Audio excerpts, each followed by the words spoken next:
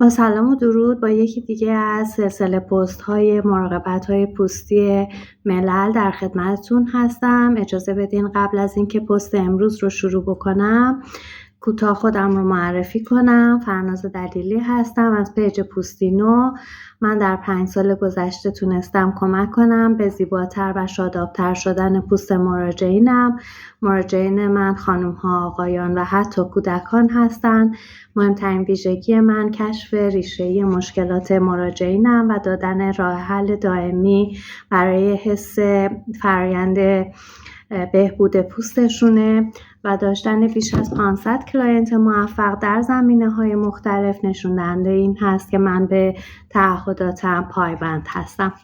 امروز با هم می‌خوایم بریم سراغ کشور عربستان سعودی و ببینیم که در اونجا مردم عربستان چگونه از پوست خودشون مراقبت می‌کنن و چگونه روتینی رو در اونجا در حقیقت رعایت می‌کنن. مردم عربستان با توجه به آب و هوای گرم و خشکی که معمولاً در اونجا حاکم هستش روتین پوستی خاصی دارن که به حفظ رطوبت و سلامت پوستشون کمک میکنه.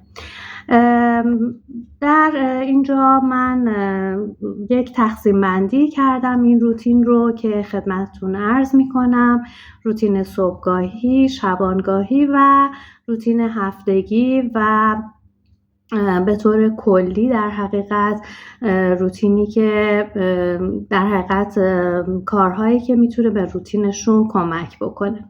روتین صبحگاهیشون به این ترتیب هستش که با تمیز کردن صورتشون شروع میشه با استفاده از کلینزرهای ملایم برای پاک کردن آلودگی هایی که در شب وجود داشته و عرق شبانه، استفاده از تونر برای متعادل کردن pH پوستشون و همینطور در حقیقت آماده سازی برای مراحل بعدی، استفاده از سرم های آنتی اکسیدان با استفاده از سرم هایی که حاوی ویتامین C هستش و ویتامین E برای محافظت از پوستشون در برابر آسیب های محیطی، استفاده از کرم های مرطوب کننده هستش که پوستشون رو حفظ بکنه در برابر خشکی هوای اونجا و استفاده از کرم ضد آفتاب با SPF های بالا به خاطر اینکه اونجا هوا گرم هستش، تابش آفتاب بسیار شدید هستش و برای حفاظت پوستشون در برابر اشعه های UV لازم هستش که از این کرم های ضد آفتاب استفاده بشه. روتین شب مردم عربستان به این ترتیب هست که در حقیقت در درجه اول یک پاکسازی 2 مرحله‌ای انجام میدن. استفاده از یک روغن پاک کننده برای حفظ آرایششون هست و بعد از اون یک پاک کننده آبی برای پاکسازی عمقی پوستشون در حقیقت استفاده میکنن. بعد از اون استفاده از یک تونر برای برگردوندن تعادل pH پوستشون هستش. بعد از اون در حقیقت میان از سرم های درمانی استفاده میکنن که حالا حاوی رتینول یا هیالورونیک اسید هستش برای ترمیم و بازسازی پوستشون. استفاده از کرم دور چشم یکی از مواردی هست که بسیار مهم هستش برای کاهش پف و تیرگی دور چشم و همینجور استفاده از کرم‌های مرطوب کننده‌ای که یه مقدار نسبت به کرم‌های مرطوب کننده‌ای که در روز استفاده میشه قوی‌تر و غنی‌تر هستند که در طول شب باعث هیدراته کردن پوستشون بشه. روتین هفتگی هم که دارند شامل 2 قسمت میشه. یکی لایه برداری هستش که در اون استفاده از اسکراب های ملایم یا ماسک های لایه برداری برای حذف سلول های مرده پوستشون در حقیقت باید انجام بشه و دیگه از کارهایی که انجام میدن استفاده از ماسک های حاوی مواد طبیعی مثل عسل، مثل آلوورا یا گل رسو مانند اینها هستش که برای تغذیه و تراوت پوست بسیار مهم هستش. و در کنار همه اینها استفاده از محصولات طبیعی محبوب مردم عربستان هستش، مثل روغن آرگان که به عنوان مرطوب کننده و محافظت کننده از پوستشون ازش استفاده میکنن. از گلاب استفاده میکنن به عنوان تونر و تسکین دهنده پوستشون و همینجور از عسل برای خاصیت ضد باکتریاییش و همینجور مرطوب کنندگیش استفاده میکنن. مراقبت های در حقیقت جانبی هم در کنار تمام این مراقبت ها و روتینشون انجام میدن که نوشیدن آب کافی یکی از اینها هستش که برای هیدراته نگه داشتن بدنشون بسیار لازم هستش در آن آب و هوای گرم و خشکی که در اونجا وجود داره.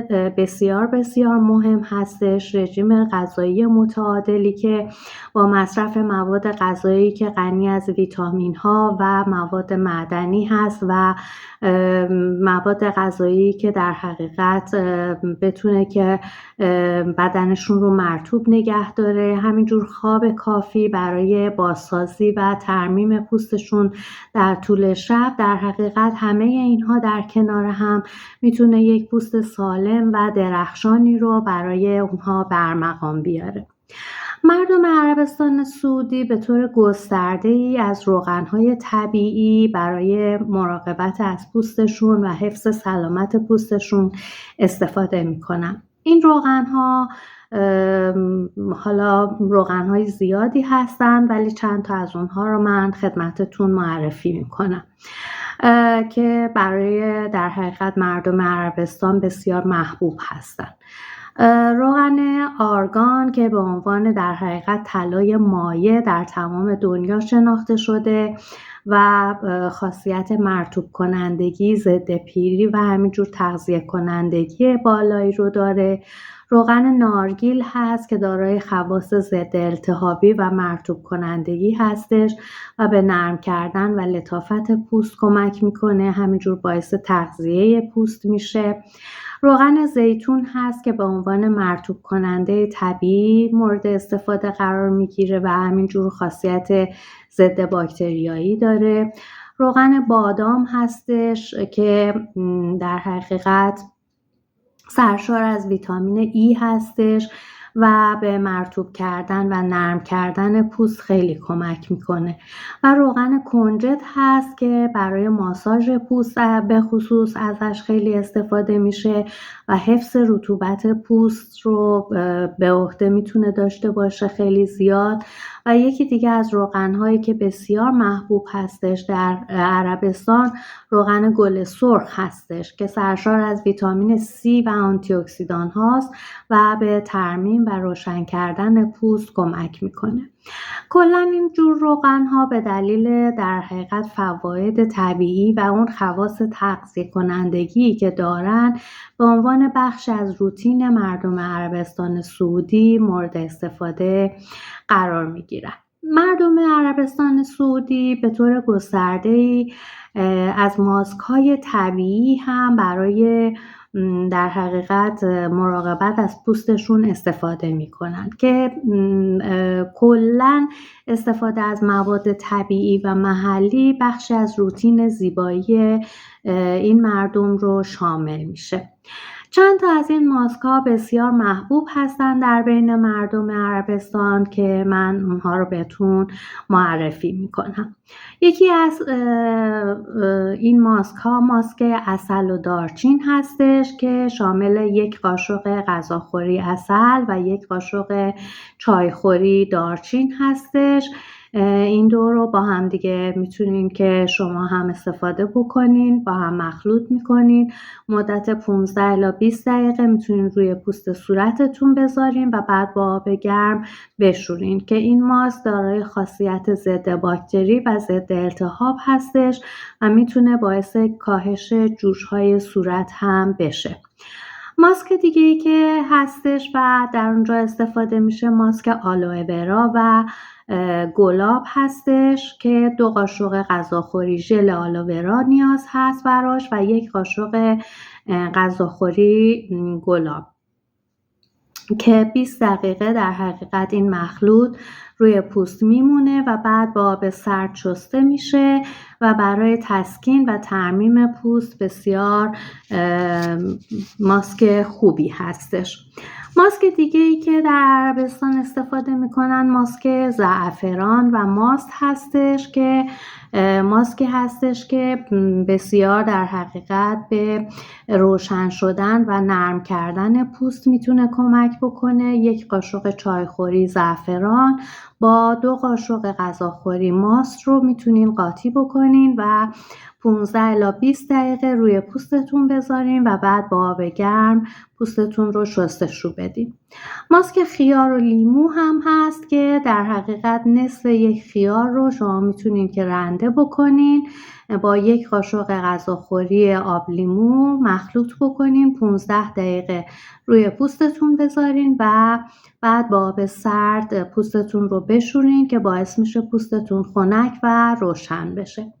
کلا استفاده از این ماسک‌های طبیعی به دلیل در حقیقت فواید زیادی که برای پوست داره در میون مردم عربستان سعودی بسیار رایج هستش و در اون آب و هوای گرم و خشکی که دارن بسیار به سلامت پوستشون کمک میکنه. امیدوارم که از پست امروزمون استفاده کرده باشین. شما رو به خدای بزرگ می سپارم. روز و روزگار بر شما خوش.